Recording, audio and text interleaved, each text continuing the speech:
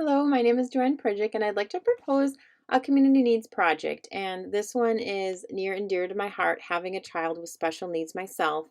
And this specifically addresses mental health challenges for the siblings of children with special needs.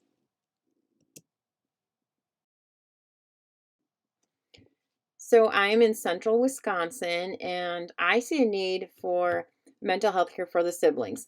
And Wisconsin siblings, just to get the demographics, I'm talking about the children who have a brother or a sister with a serious long-term health condition with a disability, Down syndrome, hearing impairment, any chronic medical condition, autism would be a big one. 235,000 children in Wisconsin have a diagnosis of this sort. So there'd be even more siblings. An average, and I've taken this from a study out in Europe, but an average classroom would have about 2 to 5 siblings. And these siblings in general are typical children. They are, they can have some of the same special needs, but more often it's going to be no outward appearance of anything different than a typical child. So people don't really recognize that there's anything different about these kids, but they do have special needs, as we're going to see. So the need, and I've kind of hinted at, these children often are overlooked because they don't have an outward appearance of a need, and even by their own parents. And I myself have been guilty of that.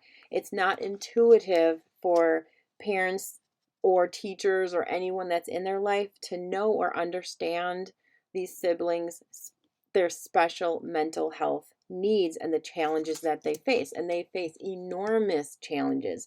One research study described the birth of an autistic child within the family as a trauma, and I would agree, having that experience in my own life. The unique mental needs of these children, that would be like some of the issues they face. For example, family resiliency issues, maybe feeling more lonely, um, emotional and behavioral issues because of maybe a perceived lack of care, unable to relate to their peers, facing additional stress, negative emotions, disrupted sleep, anxiety about the health of their special needs brother or sister, and just receiving less parental support with homework or their tasking. All those things are specific issues and challenges that these kids face, and lacking resources. Um, there's a lot of programs that are geared to help people that qualify as just having a disability, but these kids don't have disabilities, so oftentimes they don't have programs that support them. And specifically where I am in central Wisconsin, the nearest sibling specific support group is 52 miles away. And that brings us up to counseling barriers, have been, which I would include mental health barriers, would be cost, schedule, and distance. So distance is definitely, I don't get my kids to these, they call them sibling shops or sib shops, because it's too hard for me, especially as a single mom, to reach that distance and time and make that commitment. So I'm trying to overcome these barriers with this um, program that I would like to get to the more details here in just a minute. So the goals of the program would be to provide and target these kids, the siblings, with specific mental health support, combating some of those issues that we just talked about. I would like to embed them into after school services, kind of incorporating them. And that would be, the purpose of that is to minimize or eliminate the cost, scheduling, and distance barriers that I just mentioned.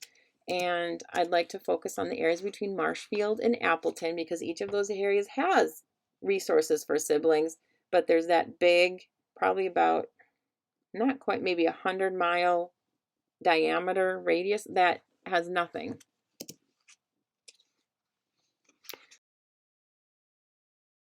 delivery, like how is this program going to take place? I've completed some research. There's in Europe they have a program called SIB Talk. It's more of a one-on-one kind of program, and then the two programs, one is in Appleton, one is in Marshfield, already existing, is called COUN606 programs, and they host a SIB shop. And these are both excellent programs. They target the needs of these kids.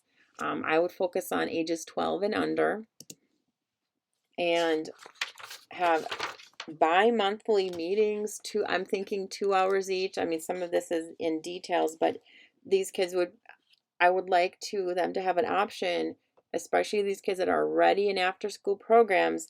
They can get together with their small group of peers that has a sibling with a special need. And they're going to have different special needs, but special needs, and have mental health related activities for like 2 hours at a time. That's about the time that these kids stay in the after school program. And the core staff would come from the organization I'm proposing to develop. It would be a nonprofit organization with core staff members, and they would work with the school staff, and we'd give them training. The core staff would have the expertise and all the training materials, empowering the school staff and any volunteers how to recognize and issues and talk to these children, maybe helping them recognize their own skills, because these kids are very unique, and a lot of times they tend to have strengths that other peers don't have, because maybe it's patience or maybe a little more tender heart.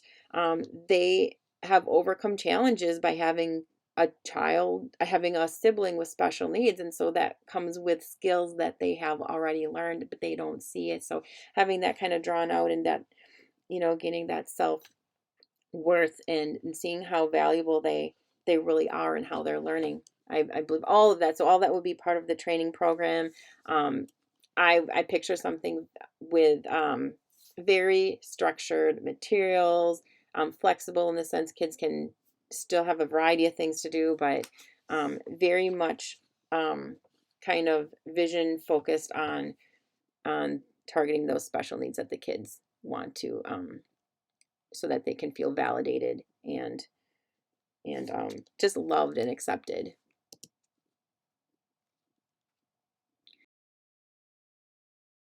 And so, what if the schools are unwilling? I picture this could take place in other settings as well. I'm thinking maybe like a hospital, summer camps, other areas would probably work too. However, I would push to get this in the schools just because that would be optimal. Couple of reasons. One is it would be easier to screen kids, the ones with IEPs or individualized education programs.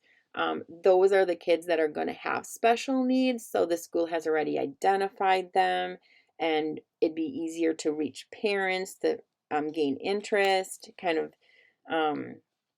yeah, just more in being in the school.